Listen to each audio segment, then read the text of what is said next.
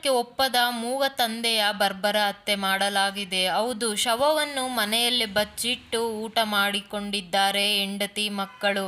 ಬೀದರ್ನಲ್ಲಿ ಈ ಪ್ರಕರಣ ಬೆಳಕಿಗೆ ಬಂದಿದ್ದು, ಮತಾಂತರ ವಿರೋಧಿಸಿದ್ದಕ್ಕೆ ಮೂಗ ತಂದೆಯನ್ನೇ ಪಾಪಿ ಮಕ್ಕಳು ಮತ್ತು ಪತ್ನಿ ಸೇರಿ ಕೊಂದು ಹಾಕಿದ್ದಾರೆ.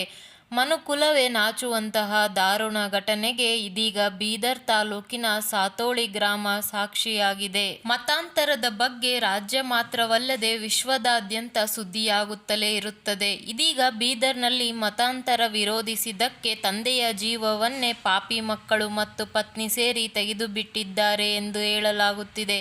ಇನ್ನು ಮೂಕ ತಂದೆಯನ್ನು ಕೊಂದು ಮನೆಯಲ್ಲಿಯೇ ಶವ ಬಚ್ಚಿಟ್ಟಿದ್ದರು ಎಂದು ವರದಿಯಾಗಿದೆ.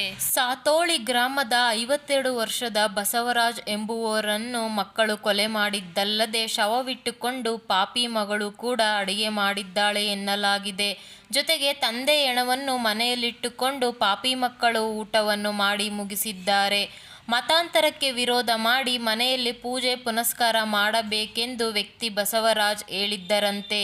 ಅಷ್ಟೇ ಅಲ್ಲದೆ ದಸರಾ ಹಬ್ಬದಲ್ಲಿ ಪೂಜೆ ಯಾಕೆ ಮಾಡಿಲ್ಲವೆಂದು ಪ್ರಶ್ನಿಸಿದ್ದಕ್ಕೆ ಬಸವರಾಜನನ್ನು ಪತ್ನಿ, ಮಕ್ಕಳು ಸೇರಿಕೊಂಡು ಹಿಗ್ಗಾಮುಗ್ಗಾ ಥಳಿಸಿದ್ದರು ಎನ್ನಲಾಗಿದೆ. ಎಸ್ಟಿ ಸಮುದಾಯದಲ್ಲಿದ್ದರೂ ಪತ್ನಿ ಹಾಗೂ ಮಕ್ಕಳು ಕ್ರಿಶ್ಚಿಯನ್ ಧರ್ಮ ಪಾಲನೆ ಮಾಡುತ್ತಿದ್ದರು ಎಂದು ಹೇಳಲಾಗಿದೆ.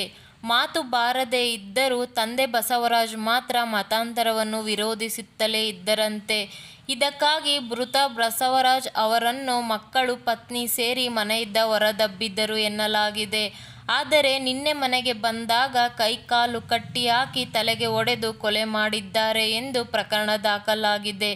ಇನ್ನು ಈ ಕುರಿತು ಪೊಲೀಸ್ ಠಾಣೆಯಲ್ಲಿ ಪ್ರಕರಣ ದಾಖಲಾಗಿದ್ದು, ಆರೋಪಿ ತಾಯಿ ಮತ್ತು ಮಕ್ಕಳು ಸೇರಿ 4ರನ್ನು ಪೊಲೀಸರು ವಶಕ್ಕೆ ಪಡೆದು ತನಿಖೆ ನಡೆಸುತ್ತಿದ್ದಾರೆ ಎನ್ನಲಾಗಿದೆ.